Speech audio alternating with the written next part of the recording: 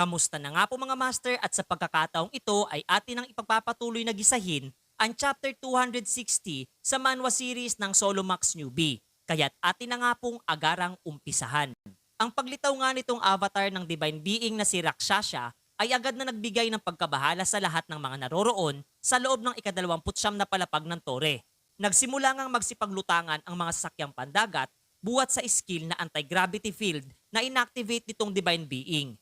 Eto ngang sinaan din ay napapaisip sa kung ano ang aksyong dapat nilang isagawa habang ayon naman dito sa Azure Dragon na kahit gamitin pa niya ang buong kapangyarihan niyang tinataglay ay wala ding mangyayari dahil sadyang huli na ang lahat para sa isang malawakang kalamidad na kayang maidulot ng kapangyarihang tinataglay ng isang divine being. Patuloy namang pinapanood nitong si Aloti mula sa monitor ang mga kaganapan at aminadong sadyang maging siya ay nakadarama din ng matinding takot mula sa kagimbal-gimbal na kapangyarihang kayang ilabas ng Vimanas Fragment at ito pa lamang ang unang beses na masilayan niyang ginamit ito ng isang hamak na manlalaro. Nagsalita nga din etong kanyang kasamahan na ginagawa at ginagamit nga daw nitong si Nirasha ang kapangyarihang iyon kapalit ng kanyang buhay at hindi rin magtatagal at tuluyan ng maglalaho ang apoy na kanyang nalikha. Ito nga ang tower administrator na si Hastings na seryosong nasambit na sana nga daw ay ito na ang magiging katapusan nitong manlalarong malaking tinik sa kanilang mga adhikain. Ang simulang pagkawalangan ng gravity sa buong paligid ay kinabahala din maging nitong ating pangunahing tauhan at nawika pa ngang dahil nga daw sa pride nitong si Nirasha ay lumagpas na ito sa hangganan na dapat niyang isagawa. Sa kabilang banda naman, etong ang mga piratang naroroon ay hindi man lamang nakadama ng pangamba o takot at masaya pa ngang hinahangad na ipagpatuloy ang kanilang pakikipaglaban kontra sa mga manlalaro.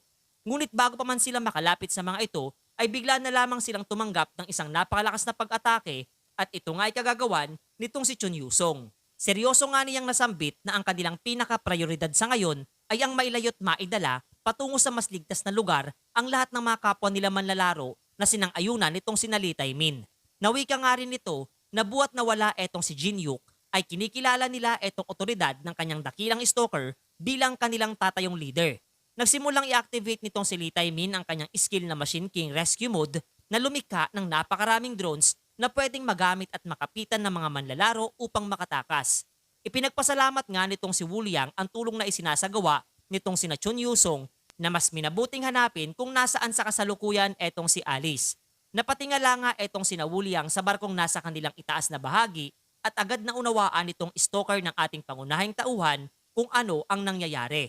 Patuloy nga lamang ang pakikipaglaban nito kontra kay Corpse hanggang sa tinawag nitong si Jinyuk ang kanyang atensyon at malakas na isinaad na hindi ito ang tamang oras upang labanan ang naturang pirata at mas makabubuting bumalik na ito sa loob ng singsing.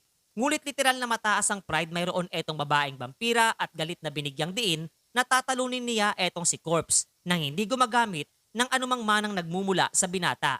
Ang kanilang naging interaksyon ay pinagtawanan lamang nitong tumatayong boss ng ika-29 na palapag at ayon pa nga dito na mukhang mayroon ng nagmamay-ari sa puso nitong tinaguraang reyna ng gabi.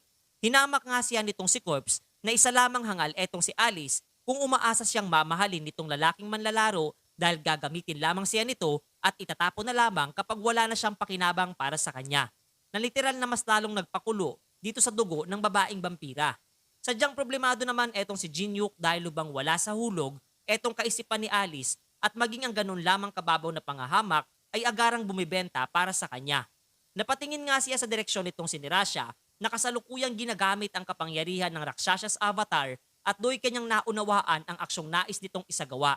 Kahit nga etong sina Chandra at maging sina Chun Yusong ay nanlaki ang mga mata noong magsimulang i-activate nitong Rakshasha's avatar ang kanyang skill na Spiral Chakram na kasalukuyang gumagawa ng napakalaking pag-ikot ng apoy at tinihigop ang lahat ng mga bagay at maging manlalarong malapit sa kanya. Kahit nga mula sa malayong arkipelago ay malinaw na nasisilayan nitong sina Teresa ang panganib na nagbabadya para sa lahat na talagang nagbigay ng pagkataranta sa lahat ng mga kasamahan niyang manlalaro. Nauunawaan nga nitong si Teresa na malamang ay balak gamitin nitong Rakshasha ang buo nitong kapangyarihan upang wasakin at wakasan ang lahat ng buhay ng naroroon at napapaisip kung ano na ang susunod na akbang na isasagawa nitong ating pangunahing tauhan. Ayon naman dito kay Jinyuk na upang mapigilan ang pag-ataking isasagawa nitong si Nirasha ay kinakailangan niyang gamitin ang kanyang Zodiac Subalit malaki din ang posibilidad na maging etong si Alice ay mapahabak at tuluyang maglaho dahil sa isasagawa niyang aksyon. Labis nga siyang nababagabag sa kung ano ang pagpapasyang dapat niyang isagawa habang patuloy lamang sa pag-iipon ng enerhiya etong divine being na nasa katauhan nitong si Nerasha. Hanggang sa bigla na nga lamang itong natigilan at kasabay na tumalon pababa mula sa gulat na si Goguma. Nakikiusap nga siyang sana'y makinig sa kanya etong si Alice dahil sa mga nakaraang sinubukan niyang tanggalin ang lahat ng mga hadlang at ipakita ang tunay niyang nadarama para dito ay palagi siyang nabibigo at nauuwi sa kamatayan nitong babaeng vampira. Subalit ngayong muli ay nasa ganito silang kalagayan ay buo na nga raw ang kanyang pagpapasya at sa halip na mangamba pa sa kung anuman ang pagbabagong maaaring maidulot nito sa daloy ng laro ay mas pipiliin niyang iligtas ang individual na lubos niyang pinapahalagahan kasabay ng pag-activate ng skill na all sharing. Labis nga ang pagkabigla nitong si Alice nung kanyang mapuna na tila ba nasa ibang dimensyon na siya sa kasalukuyan at wala na sa labang kanyang kinakarap. Maya-maya pa ay kanyang nadama ang presensya ng ibang individual na agad niyang naunawaang ito ay nagmumula kay Jinyuk. Agad nga itong naghimutok at galit na nagtanong kung ano ang dahilan nitong binata upang dalhin siya sa dimensyong ito buwat ng abala pa nga daw siya sa pakikipaglaban. Hinamak pa nga niya etong si Jinyuk dahil mukhang natatakot lamang daw itong makitang magagawa niyang magtagumpay nang hindi gumagamit ng kapangyarihang nagmumula dito sa binata, na patuloy lamang walang kibo sa kanyang harapan.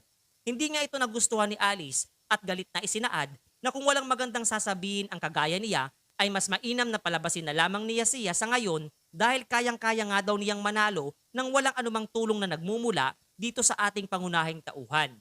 Patuloy namang hindi sumasagot etong binata na talagang dumurog na sa pride, mayroon etong babaeng vampira.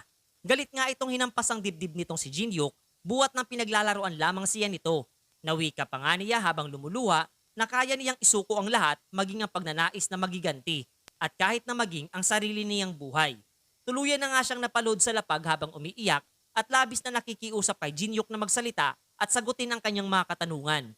Hanggang sa nabigla na nga lamang etong si Alice noong inactivate nitong si Jinyuk ang abilidad na magawang makita at maibahagi ang lahat ng kanyang tunay na nadaramang pilit na itinatago at kasabay na iniabot ito para dito sa babaeng vampira. Bagamat hindi man masambit nitong si Jinyuk ang tunay niyang nadarama, ay labis din itong hinihingi ng paumanhin ang lahat sapagkat lubang ipinadarama niya para dito kay Alice na siya ay nag-iisa lamang. Kung kaya't kahit hindi niya magawang sambitin ito ng harapan, ay ipapakita na lamang niya di umano ang lahat kung gaano ito kahalaga para sa kanya.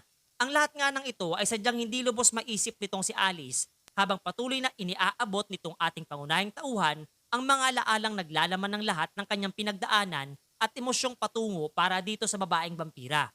Ang lahat nga ng mga ito ay kapwa magkasamang pinagmamasdan din nitong sina Seyong Aeon 1 at Horned Owl sa isang monitor. Agad na nagbigay ng isang babala etong si Horned Owl para sa kanyang kapwa Tower Administrator na kung hindi kikilos etong si Seyong Aeon 1 ay tuluyang malalaman na nitong si Alice ang lahat ng patungkol sa naging kaganapan sa kanyang buhay mula sa alaala mayroon itong binata. Subalit sa halip na mabahala ay napangiti nga lamang etong naturang Tower Administrator at labis na humanga sa pagpapasya nitong si Jinyuk. Aniya ay huli na ang lahat para sila ay humadlang pa at mas mainam na subaybayan na lamang nila kung ano ang magiging susunod na mangyayari na sadyang ikinadismayang marinig nitong si Horned Owl dahil literal napabaya nga daw ang kanyang kaibigan. Ngunit nilinaw naman itong si Seyong Aeon 1 na wag na itong problemahin ng kapwa niya Tower Administrator at magtiwala na lamang sa pagpapasya nitong nasabing manlalaro at maniwalang ito ang bagay na magiging susi upang matagumpay na muling maklear ang pinakatuktok ng Tower of Trials mga master.